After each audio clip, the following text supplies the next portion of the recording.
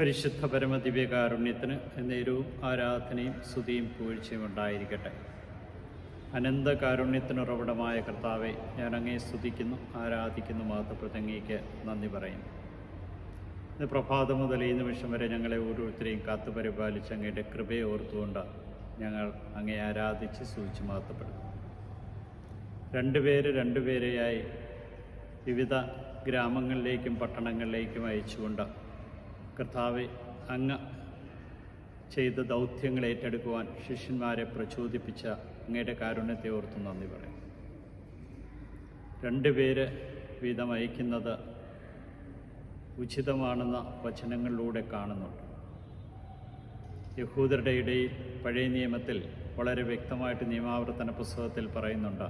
19-ാം അധ്യായത്തിൽ ഒരു കാര്യം സാക്ഷ്യപ്പെടുത്തുവാൻ 2 അതിലധികമോ ആൾക്കാരുണ്ടായിരിക്കണം. 2-3 പേർ ഒരുമിച്ച് കൂടുന്നിടത്ത് അവിടെ ഞാനുണ്ടായിരിക്കും. മത്തായിയുടെ സുവിശേഷത്തിൽ കർത്താവെ, നീ ഞങ്ങളോട് അരുൾ ചെയ്തിട്ടുണ്ട്. സഭാപ്രസംഗൻ്റെ പുസ്തകത്തിൽ 4-ാം അധ്യായത്തിൽ 9-ഉം 10-ഉം വാക്യങ്ങളിൽ അരുൾ ചെയ്യുന്നുണ്ട്. ഉചിതമാണ് 2 പേർ ചേർന്ന് ഒരു കാര്യത്തിന് പോകുന്നത്.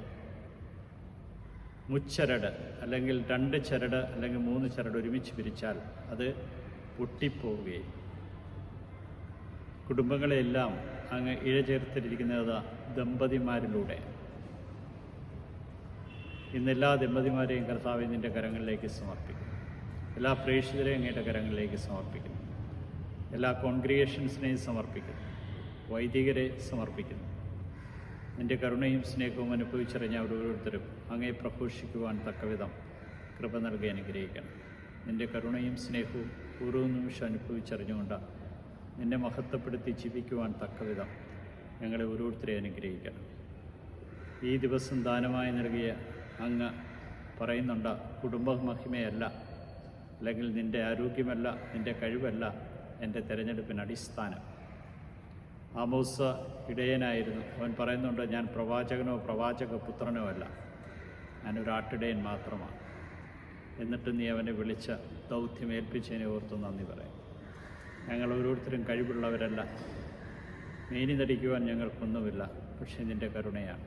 ഈ കരുണയിൽ ആശ്രയിച്ച അനുദിനവും ഞങ്ങളുടെ ജീവിതത്തെ നയിക്കുവാൻ തക്കവിധം നീ കൃപ നൽകി അനുഗ്രഹിക്കണം. ഈശോയെ നന്ദി, ഈശോയെ സ്തുതി, ഈശോയെ ആരാധന. യൂതന്മാരുടെ രാജാവായ നസ്രേക്കാരൻ യേശുവെ, പെട്ടെന്നുള്ള മരണത്തിൽ അപകടം ഞങ്ങളെ കാത്തുകൊള്ളണമേ. ഈ രാത്രിയിൽ ഞങ്ങൾക്ക് ആവശ്യമുള്ള എല്ലാ കൃപകളും നൽകണമേ. പ്രഭാതത്തിൽ എഴുന്നേറ്റ് നിന്നെ മഹത്വപ്പെടുത്തുവാൻ തക്കവിധം കൃപകൾ നൽകി നീ ഞങ്ങളെ അനുഗ്രഹിക്കുകയും കാത്തുകൊള്ളുകയും ചെയ്യണമേ. ഈശോയെ നന്ദി, ഈശോയെ സ്തുതി, ഈശോയെ ആരാധന.